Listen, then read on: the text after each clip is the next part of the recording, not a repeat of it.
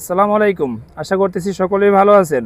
ভারত এমন একটা তাদের জাতিগতভাবে প্রমাণ দিয়েছে যে তারা আসলেই শান্তি জিনিসটা সহ্য করতে পারে না।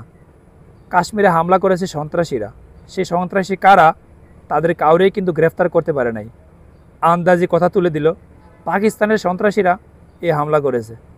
পাকিস্তানি সন্ত্রাসীদের সাথে কি পাকিস্তানের সরকারের কোনো সম্পর্ক আছে বা সেনাবাহিনীর কোনো সম্পর্ক আছে?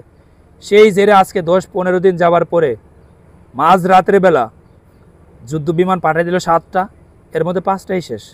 রাস্তায় মানে আটকে গেছে, মানে ধূলিসাৎ হয়ে গেছে, আকাশ থেকে নিচে পড়লো আগুন ধরে। সেটা কে নষ্ট করেছে? পাকিস্তানি সৈন্যরা। এখন কথা হচ্ছে, যাই না শুই না কেন ভারত পাকিস্তানের সঙ্গে এভাবে বারবার লাগতে যায়? এটার কারণ কি?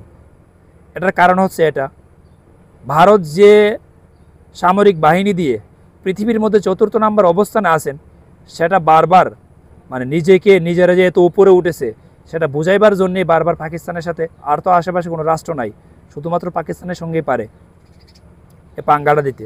চীনের সঙ্গে যাও পাঙ্গা দিবার জন্যে, দেখো তারা কি করে, কিন্তু এটা ভারত কোনো দিনও করবে না।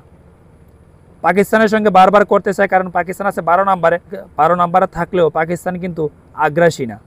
একটা জিনিস চিন্তা করে মুসলিম জাতি, আর যাই হোক, একটা জিনিস চিন্তা করে, অন্য কাউকে যে মারবো, মারার পর পরকালে আল্লাহ তাআলা যদি প্রশ্ন করেন তাকে তুমি কেন মেরেছিলে, সে তো এমনও হইতে পারতো, সে তো মুসলিম হতে পারতো মরার আগে, তুমি তাকে কেন মারলা?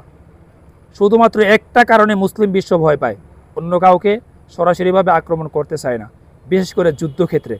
ভারত সেটা করলো কি? পাকিস্তানকে রাতের বেলায় যুদ্ধ বিমান পাঠায় হামলা করলো এবং পাকিস্তানের অনেকগুলো সাধারণ মানুষ মারা গেছে।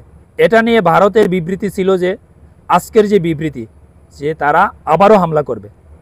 পাকিস্তান কিন্তু দ্বিতীয় হামলা করবে, হয়তো করার প্রস্তুতি নিচ্ছে। ভারত কিন্তু একটা করার পরে আবার আরেকটা করবার জন্য তারা প্রস্তুতি নিচ্ছে। চিন্তাটা করেন কতটা মানে নিচু মনের মানুষ হইলে পরে তারা এই কাজটা করতে পারে।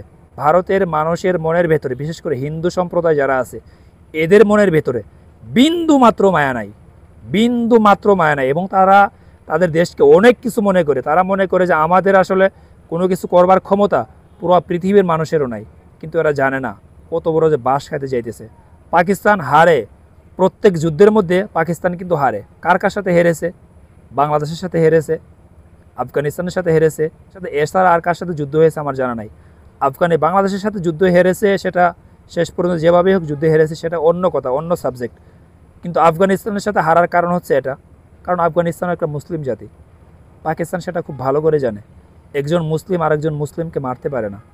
এই চিন্তা করে তারা বারবার আফগানিস্তানের সাথে রাগের মুখে যুদ্ধ শুরু করে, যুদ্ধ করার পরে তারা স্থগিত করে দেয়। এজন্যে আর এর মাঝখান দিয়ে অন্যরা ফায়দা নেয় যে পাকিস্তান হেরে গেছে।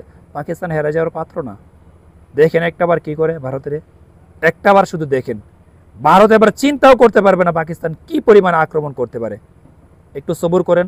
কিন্তু আমরা জাতি হিসেবে যুদ্ধ একেবারেই পছন্দ করি না, পছন্দ করব না। আমরা চাই এই যুদ্ধের অনতিবিলম্বে এটার একটা সমাধান হোক, যুদ্ধ বন্ধ হোক। ধন্যবাদ সবাইকে, ভালো থাকবেন সবাই।